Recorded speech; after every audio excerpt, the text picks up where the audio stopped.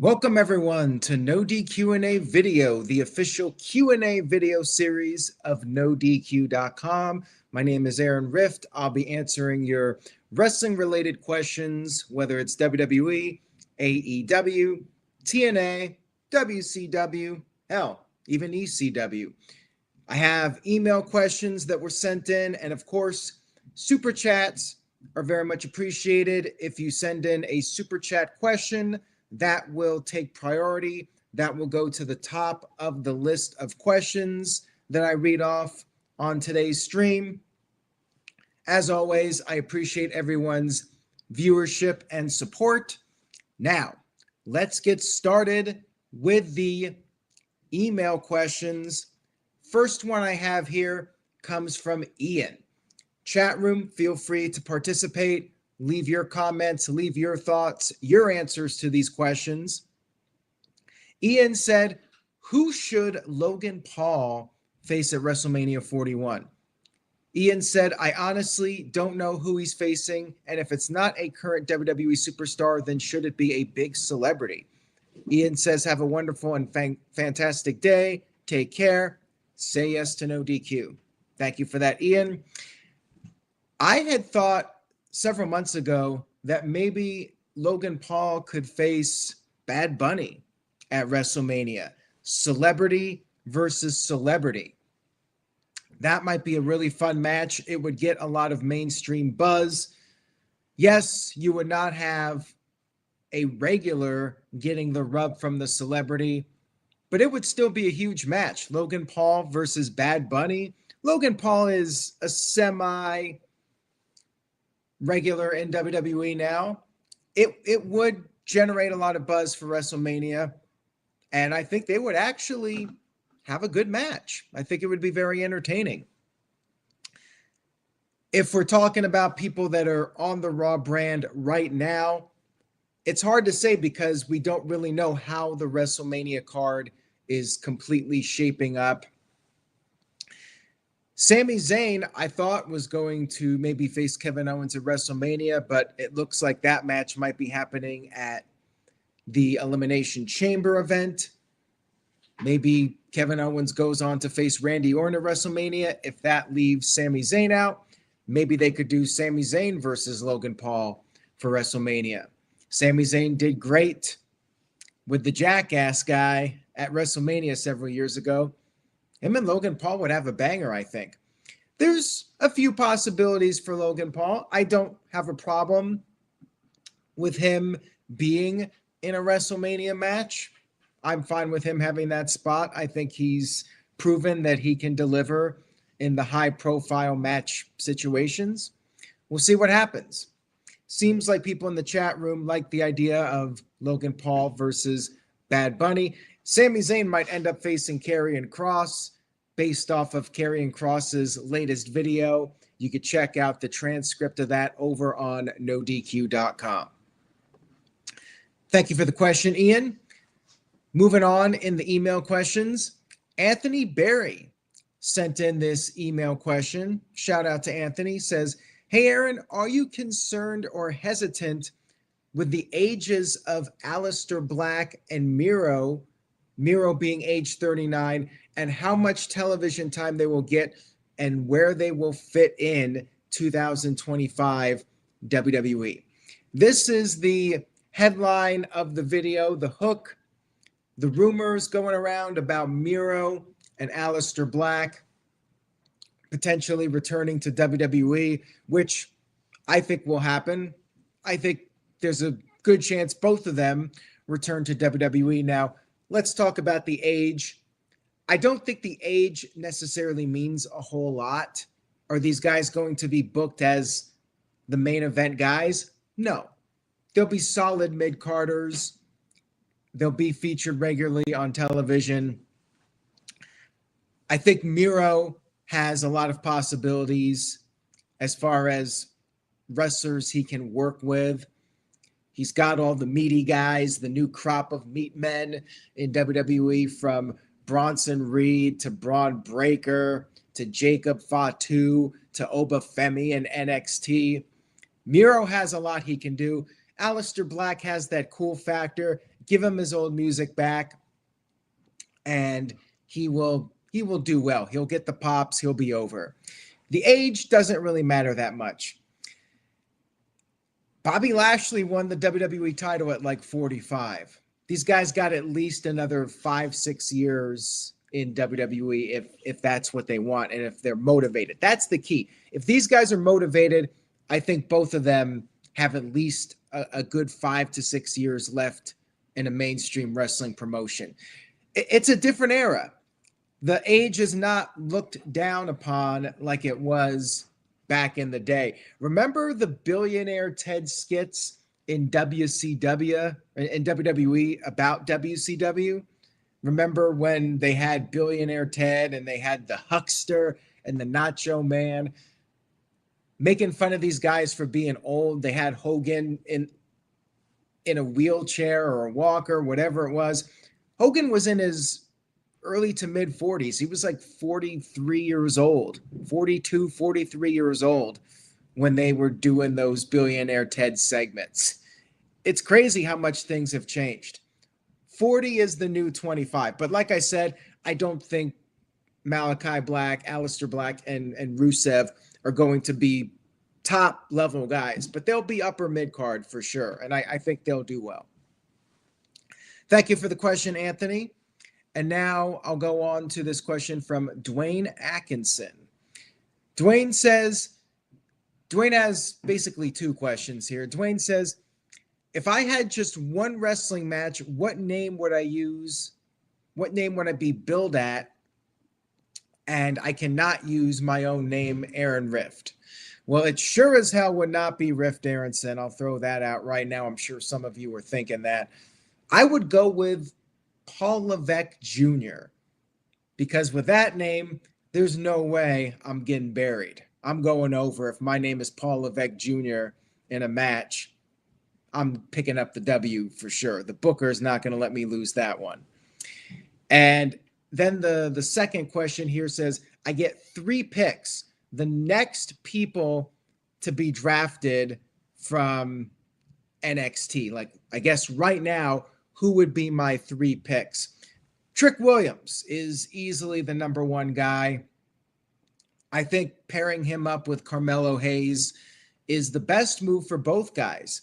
Gets Carmelo's career back on track, and Trick Williams, he can be in a tag team, be protected for a little bit longer, not be exposed in singles matches. You could argue, well, in that case, he's not ready, but he's already a superstar, and sometimes you gotta let him go out there and swim in the deep end and see if he sinks or swims. He's been in NXT for a few years. I think it's time.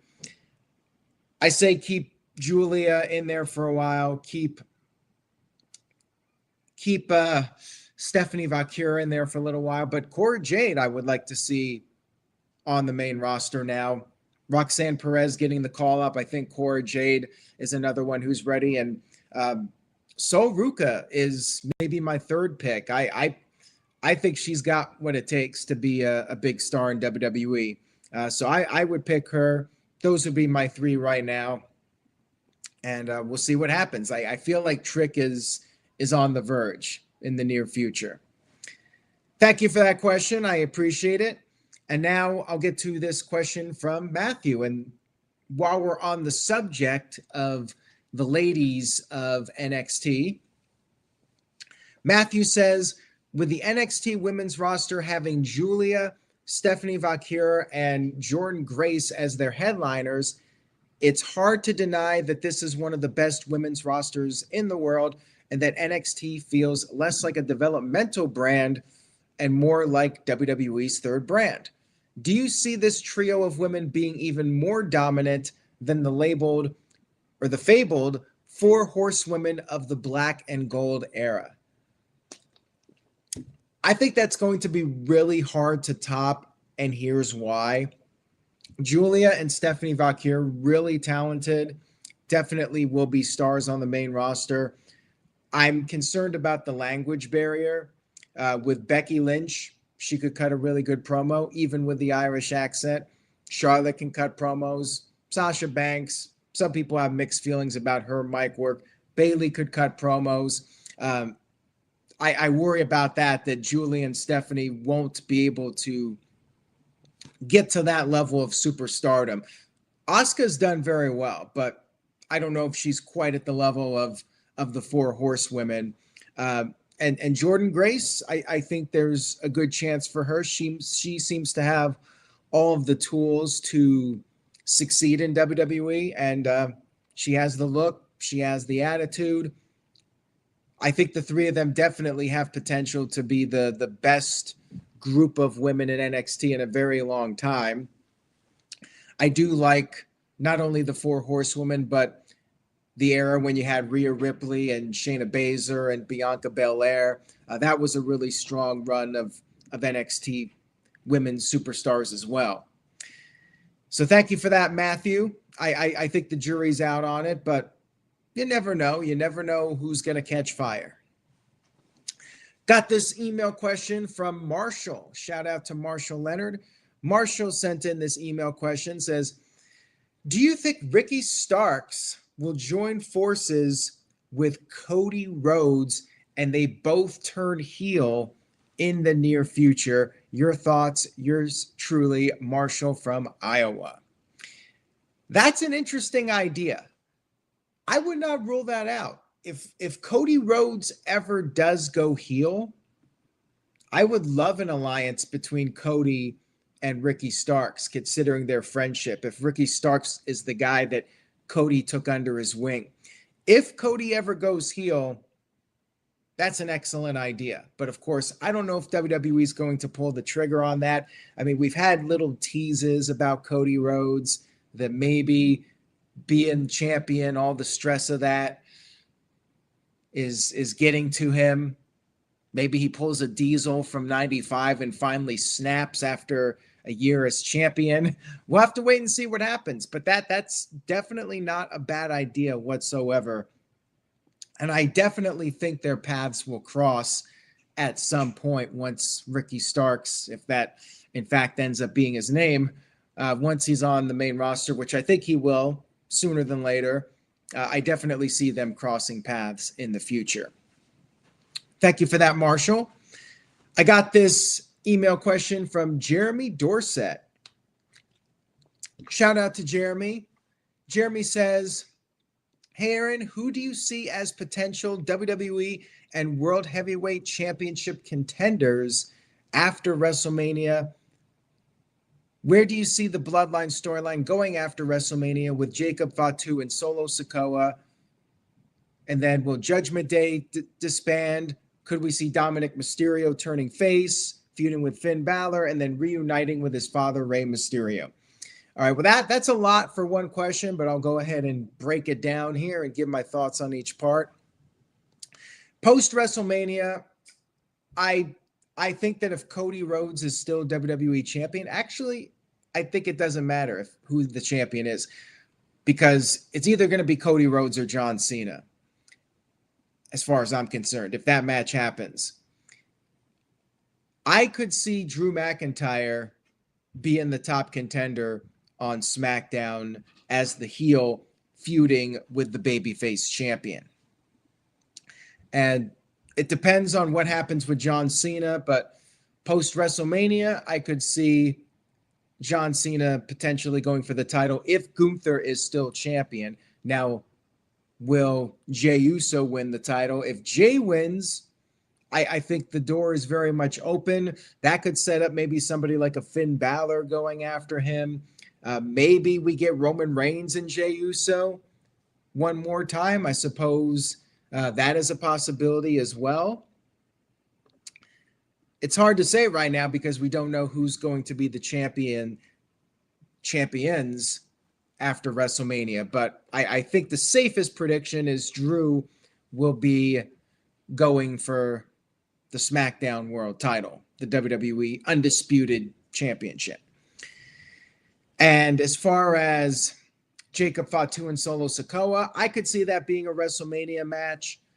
And I don't know what happens after WrestleMania. Maybe they go their separate ways in the draft. Maybe we finally have an end to the Bloodline storyline for the time being. I mean, what else can you really do? If The Rock's not wrestling, maybe it's time to just call it a day with the Bloodline storyline. I mean, I'm not sure how many more innings you have in this without The Rock's involvement. I think we were all thinking maybe The Rock would get involved, but doesn't look like that's happening. And then Judgment Day disbanding.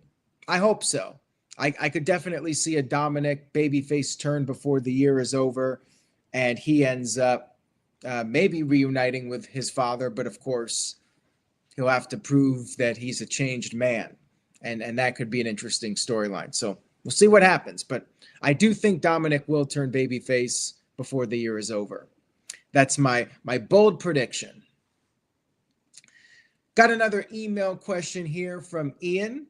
Shout out to Ian. I appreciate this. Ian says, should WWE do a cross-promotion event with the UFC at some point down the line? Ian says, I know a lot of fans say it won't work, but I like the concept of mixing pro wrestling and MMA together. It's a big spectacle, and that's what pro wrestling is, and especially what MMA needs. Both companies should at least try it out once. There is a saying, don't knock it unless you try it, but on paper, it sounds like a bad idea. And I think Dana White may have said on record that he would not want to do that. The thing is, UFC is a real sport, and if you mix WWE into it, it's going to upset the UFC fan base. Like, they want no shenanigans, none of the so-called fake stuff. I think it would hurt UFC's brand if they got involved with WWE. So I do not see that happening. I don't think Dana White wants to do it. And I think the most you will get is maybe a UFC fighter will do a WWE match as like a one-off. I could see that, but I think it's unlikely. They might do a little bit of cross promotion where a UFC fighter maybe referees a WWE match, or WWE wrestler walks somebody to the octagon, to the cage. But beyond that, I really don't think we will see anything more beyond that. I think it's very unlikely. All right, we got a loaded question here from Andrew. Andrew sent in this question. Thank you, Andrew. I appreciate it. Andrew says, what was the reason for AEW to be where they are now? In 2019, they were close to 1 million ratings. Attendance was great. And now they can't even outdraw NXT, and they have to be in smaller arenas. It's a very loaded question. And I can give you what I think are the main reasons. First of all, WWE got better. AEW's early success, I think, was attributed to the fact that a lot of fans were fed up with WWE and wanted an alternative. They wanted something else. AEW was something else. But then WWE improved. Vince McMahon stepped away. Triple H took over. And WWE started to build momentum. And fans that gave up on WWE came back. And WWE gained those fans back. That was one thing. AEW had some issues. Maybe the constant shots at WWE when it wasn't necessary. The backstage drama, which I think definitely hurt goodwill with the fans. Bringing in CM Punk only for everything that happened. That, I think, created some disgruntled fans to reconsider AEW. And I think Tony Khan's demeanor turned off some people. I think the Young Bucks, even though they were very polarizing, I think they may have turned off some fans. I mean, there was not one thing. There was a laundry list of issues. And just the fact that AEW hasn't really been able to evolve. Like their product didn't really change, and some of the characters got stale, and Tony Khan failing to capitalize on on the momentum, the organic momentum that some of his wrestlers had, and then making decisions that we were all thinking he wasn't going to make, like keeping wrestlers under contract when they weren't happy. He said it wasn't going to be like WWE. Chris Jericho saying that they weren't going to sign every former WWE guy, and then they end up signing almost every former WWE guy. So there were a lot of things that I think hurt AEW's goodwill. And the question is, can they get it back? That remains to be seen. They still have a decent-sized fan base, and maybe one day they'll be able to build up momentum again. All right, we got a super chat here from Psycho Jet Black. Thank you, Psycho. I really do appreciate the super chat. And like I said at the beginning, sending a super chat gets priority. Psycho Jet Black says, let's say Finn Balor brings back the demon gimmick. Will they address how it was essentially buried by him falling on his face during the match against Roman Reigns? I barely remember it. I do remember the ring ropes coming down. It was a goofy way for him to lose, but I barely remember it. And I think a good portion of the fans probably don't remember it or really care enough to be mad about it. I don't think he will bring back the old demon. Like, if he does that character again, I think it'll evolve. And as I mentioned earlier, AEW, part of their creative, the problems was the lack of evolving and changing. You can't just go back to the old thing. You got to take what you did before and try to make it new. That's why The Undertaker had that longevity. He was always evolving the character. Even when he came back as the Dead Man, it wasn't the 1993 Dead Man. You look at AEW, MJF reverted back to being a heel, and it was the same shtick, no evolution there. And you could say that about a lot of the AEW characters. They really didn't change all that much. But I did give the Young Bucks credit when they did the EVP gimmick. They changed it up a bit. You know, that's what we need more of. And with Balor, I think that if he does a demon-like character again, I think that it will be something different. Not the same demon character, but it'll be tweaked and it'll be new. It'll be old and new at the same time. And I think that's what they need. And I think people will like that, and they won't think of, oh yeah, he lost to Roman Reigns that one time. I don't think people really care all that much. Was it a silly angle at the time? Yes, but I think people will have overlooked it. So thank you again for the super chat, Psycho Jet Black. Much appreciated. All right, got another one here in the emails from Marshall. Shout out to Marshall. Marshall says, do you think John Cena's final match could be a multi-man match in December? And then he has a second part of the question, or a second question here. Do you think Brock Lesnar would have joined AEW if WWE didn't want to utilize him anymore and take the Tony Khan money? Let me answer the Brock one first. I don't think Brock Lesnar is going to AEW. The dude is very much a businessman. Yes, he could take Tony Khan's money, but he's already got plenty of money. I don't think he's going to waste his time going to AEW unless he had a personal vendetta against Triple H. I do not see that happening.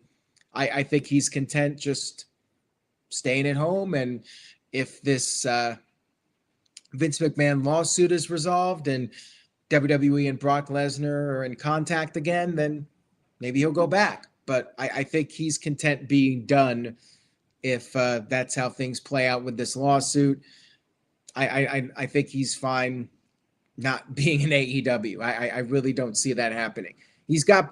I'm sure that dude has more money than he knows what to do with.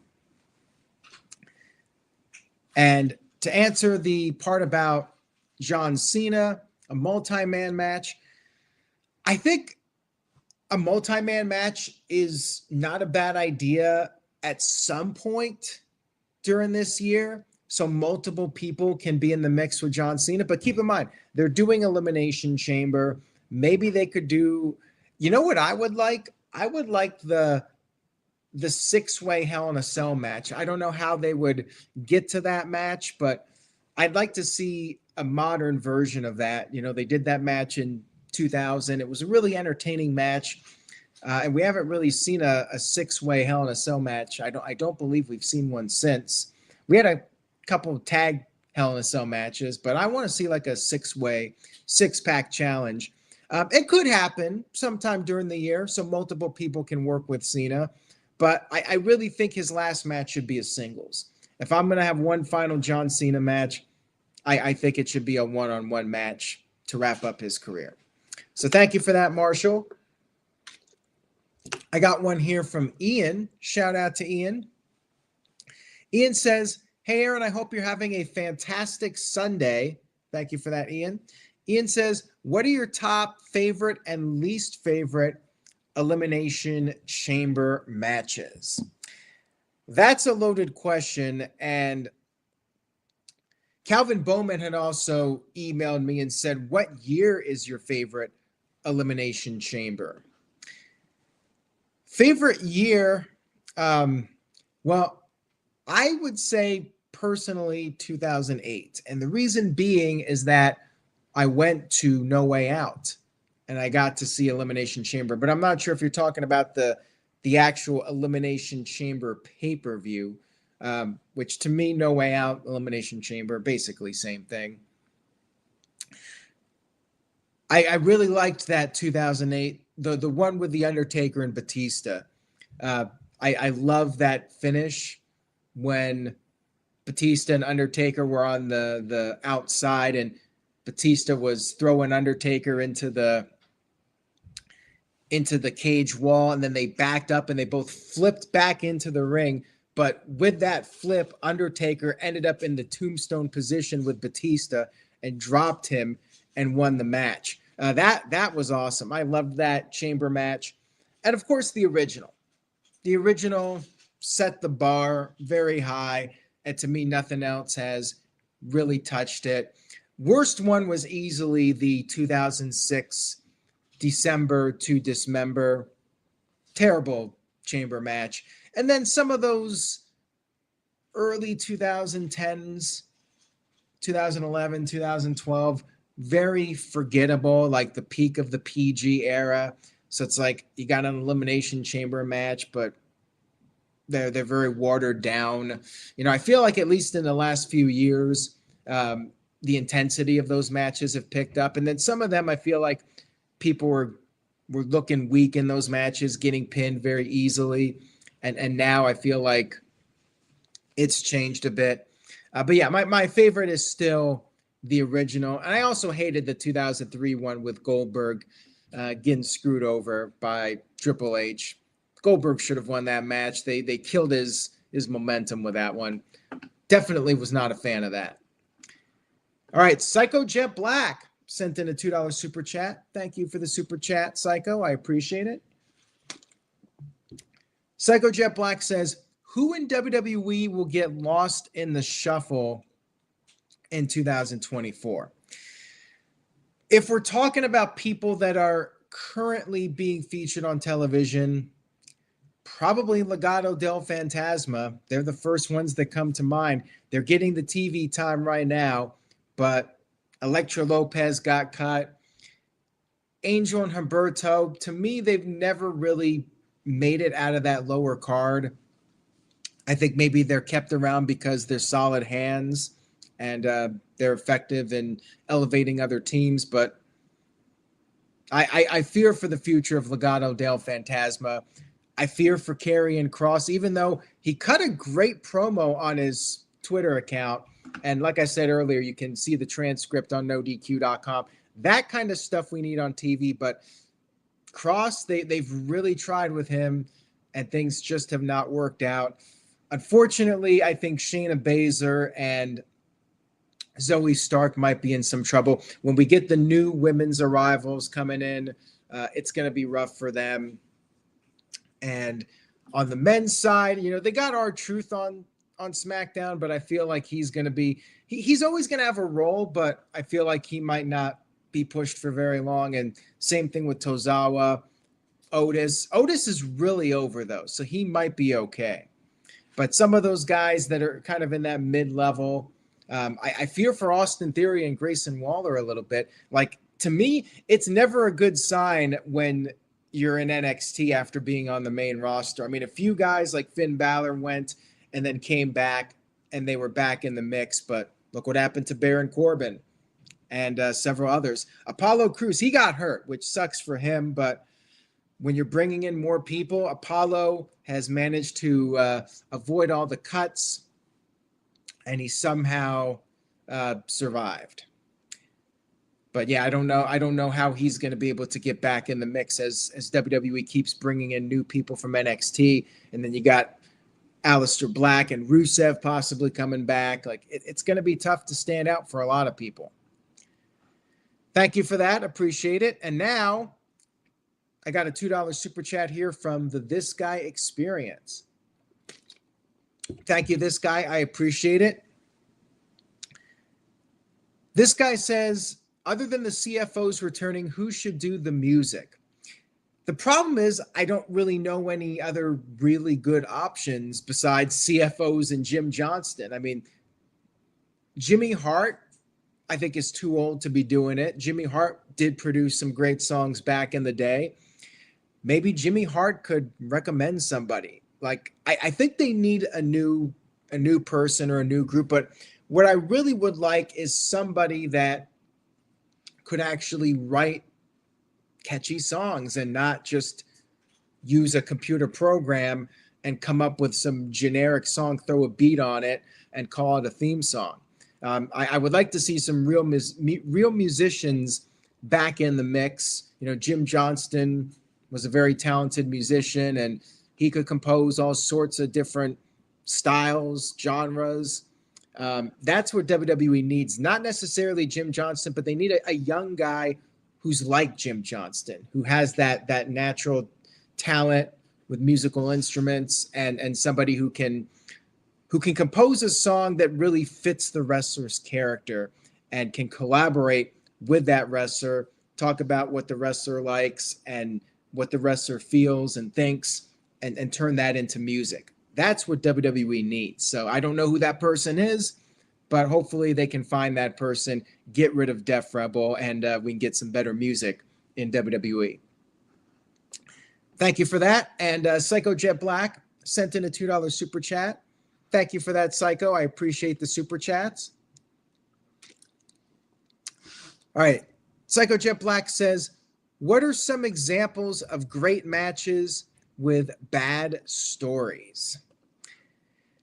Chat room, let me know your thoughts on this one. This is a loaded question, and I'm going to have to think about that one, because most of the great matches that I remember had a good story. Triple H versus Sting, I don't even think was a really good match. I mean, it was definitely a terrible finish. Man, this is a tough one to answer. I mean, there were some in WCW. Okay, I got one. Lance Storm versus Booker T. Great match in WCW, but it was ridiculous. Lance Storm just came in out of nowhere, and Booker T had basically been given a world title shot after Hulk Hogan walked out of the company. That was a surprisingly great match during that period of WCW. And Psycho Jet Black brings up Edge versus Booker T. I mean, it was all right, but I can't really think off the top of my head of a match that I thought, man, that storyline was just terrible, but then the match was actually great. There were probably some more in WCW. Scott Steiner and Goldberg, I think, was a surprisingly good match. I believe it was Fall Brawl. The storylines in WCW, like pretty much any good WCW match in 2000, probably did not have a good storyline behind it. So I just used WCW as my go-to. Pick a good match from that year. How about 3 Count? Wasn't it 3 Count in the Young Dragons? They had a ladder match. That was a good match. Okay, I got a good one from WWE. And this was a really great match. It was a very influential match. The Hardys versus Edge and Christian. No Mercy 1999. The build for that match, they were both competing in the Terry Invitational Tournament. Like, what a stupid storyline. But that match, that changed the game. That put those two tag teams on the map. So that's my example right there. Bingo. And probably some of those 99 matches too that had some bad build-up. Shout out to the This Guy Experience who sent in a $2 super chat. Thank you for that, This Guy. I appreciate it. This guy says Apollo equals Milton from Office Spaces. Unfortunately, I do not know that reference, but I'm sure some people will get it. And then early predictions for Money in the Bank 2025. If he loses the Intercontinental title, Braun Breaker. I mean, he could win it and be IC champion. I'd like to see a heel get it for the men and hold on to it for a while. In general, I think it's better for a heel to hold the Money in the Bank contract. I'd like to see somebody like a Braun Breaker hold it for a while, or somebody else that you're really building up. A Jacob Fatu might be a great choice, even though he's not the kind of guy that's going to take a cheap win. I like Braun Breaker. He'd be my pick right now to be the Money in the Bank holder. I'm trying to think of some other names. If he comes back in time, Bronson Reed might be a good candidate for Money in the Bank. I like that one. And as far as the women go, Roxanne Perez. I think she'd be a great choice for the Money in the Bank this year. And if you're going to go with a babyface character, you could always go with a Jade Cargill or somebody like that. But I think it would be better for a heel to win it. So Roxanne Perez, and I don't know if she's going to be a babyface at some point, but she's been a heel as of late. I like Roxanne Perez being the winner this year. She seems to be the future of the company, so I'd go with her. Thank you for that. I appreciate it. And now let's get back to these email questions. So we got one here. Let me pull it up. Got this one here from Marshall Leonard. Marshall says, with WWE doing the partnership with TNA, do you think AJ Styles could return to TNA for a storyline and possibly win the TNA World Championship or the TNA X Division Championship and defend it on Raw or SmackDown weekly? I'd like to see it happen. I mean, you got this partnership. I feel like AJ Styles really should be doing something with TNA now that there's that opportunity. I'd like to see him in the TNA Hall of Fame, although I think he said himself he wants to wait till he's retired. But I'd love to see AJ Styles show up. I don't think it's going to go that far to where he wins a TNA World title or wrestles TNA wrestlers on WWE television or defends a TNA title on WWE television. I think at most he shows up at like a Slammiversary, cuts a promo. Maybe he'll do like a tag match. He'll team up with a top TNA guy like a Joe Hendry against two of the heels. They'll do something like that. But I think that's as far as it will go with AJ Styles. But I think we'll get him in TNA. If I had to bet on it, I think we will see AJ Styles in a TNA ring sometime this year as part of this partnership. All right, I got another email question here from Jeremiah Dorset. Shout out to Jeremiah. Jeremy says, hey, Aaron, do you see the Death Riders disbanding after Jon Moxley loses the AEW Championship and the World Trios Championships? I'd like to say yes, but I don't know if I'm that lucky. In my opinion, I think it should end. Do I think it will end? I think it will end when Tony Khan wants it to end and when he's ready to move on to something else. I don't know when that will be, but as I mentioned on the Saturday night stream, Adam Copeland losing to Moxley at Grand Slam makes me think that Cope just might win that AEW championship in Los Angeles. And if so, yeah, I think maybe it's time to move on and disband the Death Riders and do something else. The Moxley character he's doing, I'm just not feeling it, and I don't think it's connecting with people. Yeah, I don't think Copeland is the right guy to be beating him, but if that means the end of the Death Riders, then by all means, let Copeland beat him for the championship. All right, so I got one more here from Marshall, but before I get to Marshall, Psycho Jet Black sent in a $5 super chat. Like I said, the super chat gets top priority. So let me read this one off from Psycho Jet Black, and you still got time to send in a super chat. They're much appreciated. Psycho Jet Black says, if Tessa Blanchard ever shows up on WWE television, will the fans boo her as hard as Hulk Hogan? And will they have a public apology or ignore the controversy? I don't think WWE would acknowledge it. And quite frankly, I don't think she would get booed all that much. Maybe in Chicago or Toronto, like your most hardcore WWE town, they might. If she was in NXT, they might.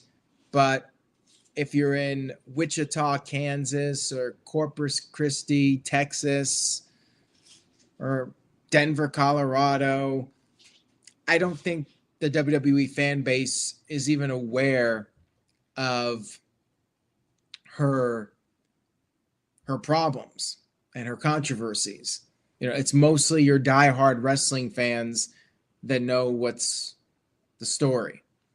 And even those fans, like, I don't see people turning off TNA. People are still invested in TNA, despite her being back. I don't see the boycotts. I think people are just going to move on from it unless she gets into more trouble. I think she'll be able to put it behind her. You know, Hogan, people didn't like Hogan before the racist comments came out. That's the thing. People were hating on Hogan for years, and I think the racist comments he made just made people hate him even more.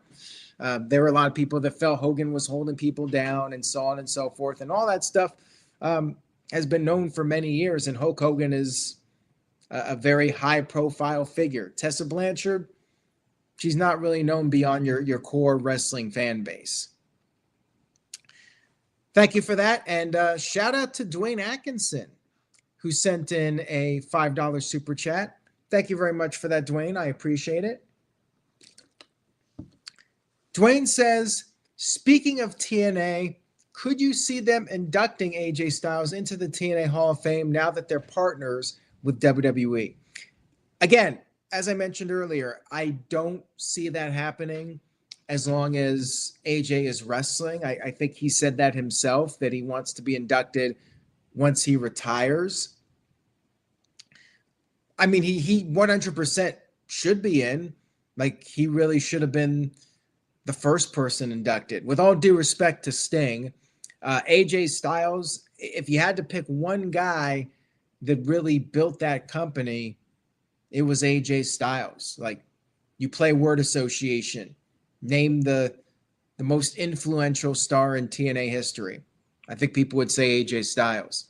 So yes, he should 100% be in, and I think he will be in once he's done wrestling. And he's probably got a few more years. So I'm thinking if the partnership goes, even if the partnership doesn't go, he'll get in. He'll get in a TNA Hall of Fame, unless, of course, WWE buys them out before that can happen, which I would not rule that out. But yeah, he should go in. He's definitely worthy of it. And he 100% is a WWE Hall of Famer. That will 100% happen. It's just a matter of when. So thank you for that, Dwayne. I appreciate that. All right, let me get back to Marshall Leonard. So shout out to Marshall. Marshall says, it's Marshall again. Do you think that Living Color, the band that does CM Punk's Cult of Personality, could be a good choice to put together the music for WWE wrestlers? Also, which is better, AEW in 2025 or ECW in 1997 or WCW in 1996?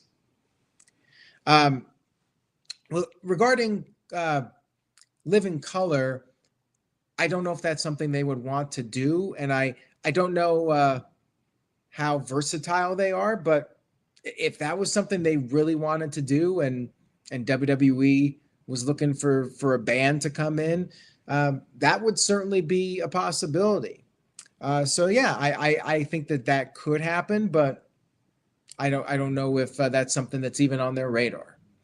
And as far as AEW right now versus ECW in 97 or WCW 96, I'd go WCW 96. I mean, that was the peak of the NWO. WCW in 96 was better than most years of WWE, with maybe 5 or 6 years as an exception. WCW 96, I lived that era. It was a great time to be a wrestling fan. I was glued to my seat every week. I had the NWO shirt.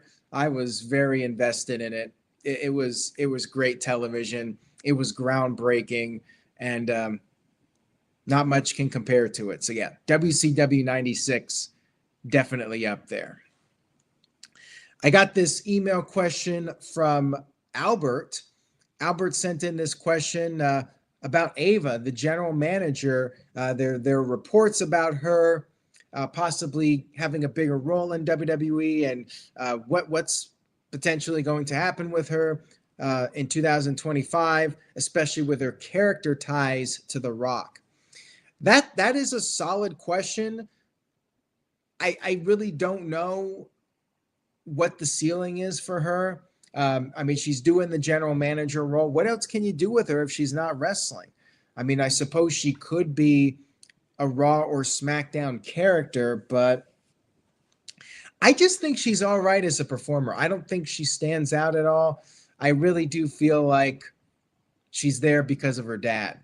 I hate to say it, but she hasn't really shown me anything out of the ordinary. She's just talking head. She's just a person there to make matches and advance storylines and be an authority figure, but doesn't really offer that much, in my opinion. All right, shout out to Mr. Tito. Mr. Tito sent in a $2 super chat. Thank you for that, Tito. I appreciate it. And check out Tito's columns on NoDQ.com. Hope you're doing better, Tito. I know it was a rough Royal Rumble weekend for you, but it was great to see you.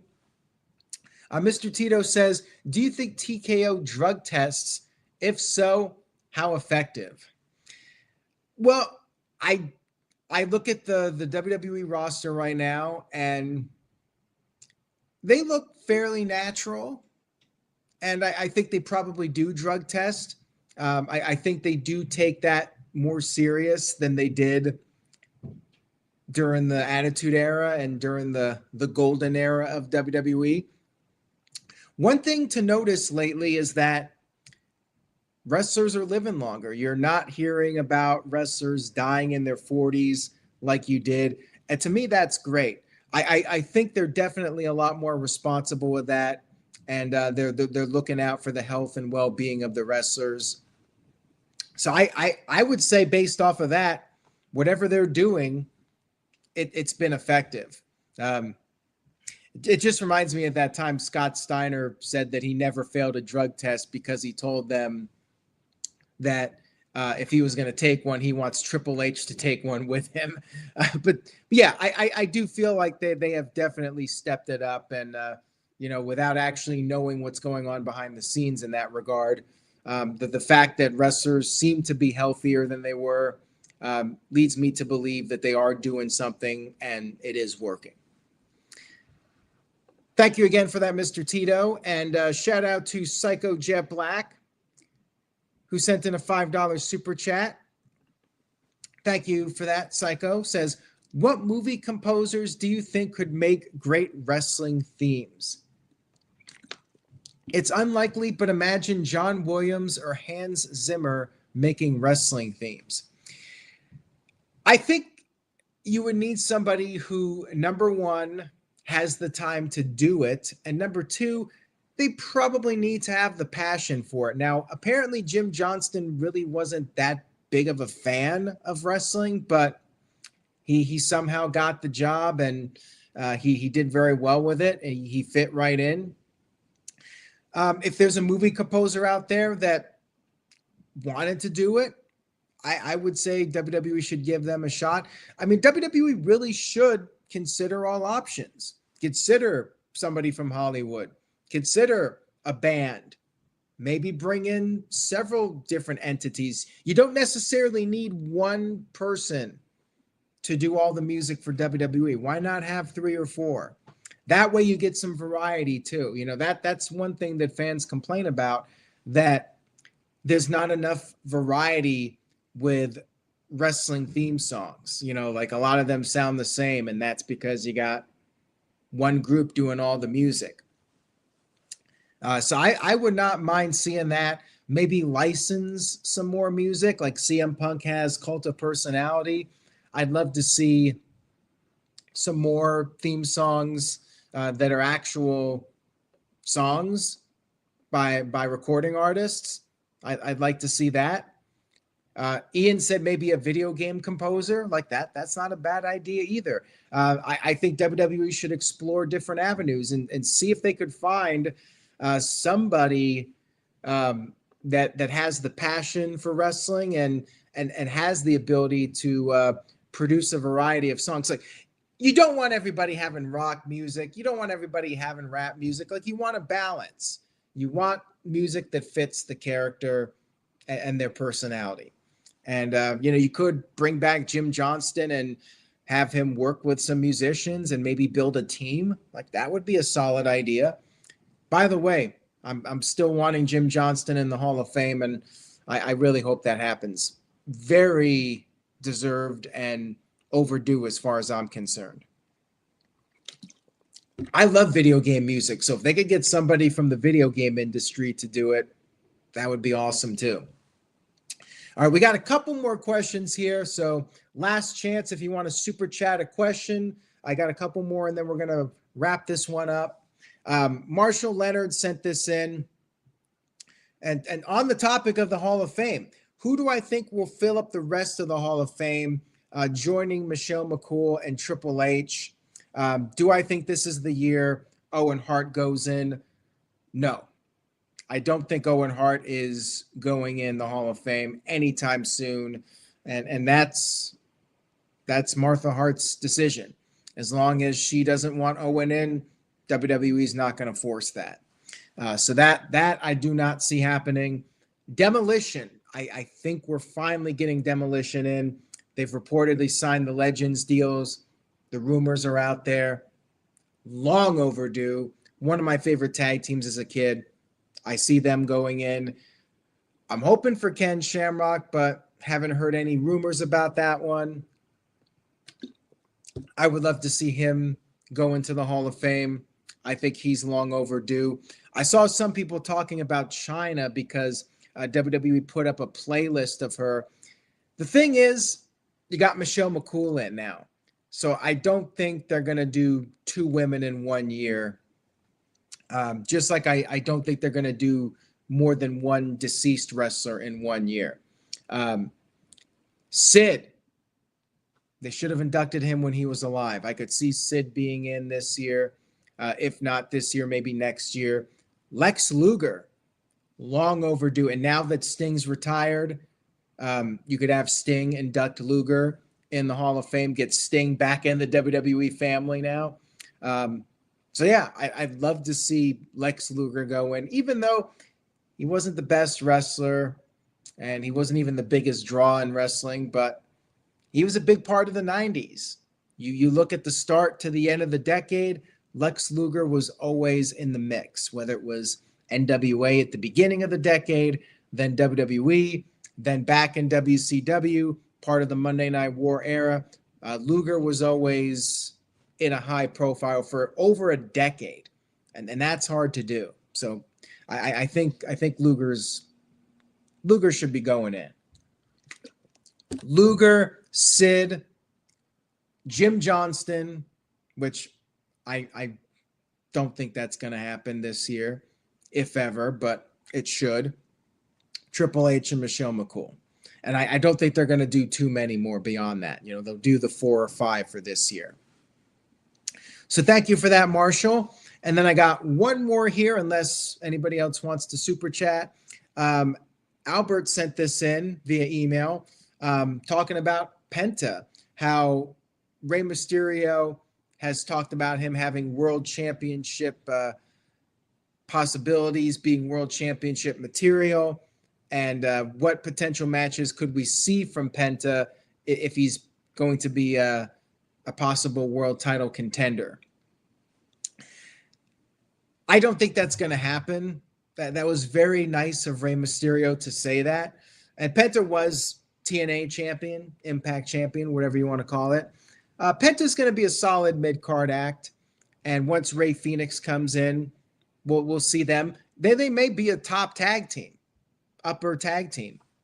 But I don't see Penta being a top main event guy. Even Intercontinental title, I don't really see that happening. I think Penta will be a solid mid-card guy, you know, wrestling the Pete Dunnes and the Ludwig Kaisers. And then once Phoenix comes in, they might be tag team champions. In fact, I'm willing to bet that they will be tag team champions. And I think that's what's going to happen with Penta and WWE. Him and Phoenix will be tag team champions. But yeah, I don't see him being the world champion. So yeah, Rey Mysterio, nice guy and all. But no, I don't see that happening. So on that note, I will go ahead and close out this video. We're right about at the hour mark. Another great Q&A tonight. Thank you all so much for tuning in. Thank you to Psycho Jet Black and everybody that super chatted. Very much appreciated. Thank you for your tips. Thank you for your support. Thank you to everybody for watching and leaving your comments. And if you enjoyed the video, please give it a thumbs up on the NoDQ YouTube channel. NoDQ.com/YouTube will take you right to the channel. Consider subscribing if you're new to the channel or if you're watching on Facebook or Twitter. Stay tuned to NoDQ.com for all the very latest wrestling news and rumors. Have a great week, everyone. Say yes to NoDQ.com, and I will see you all next time.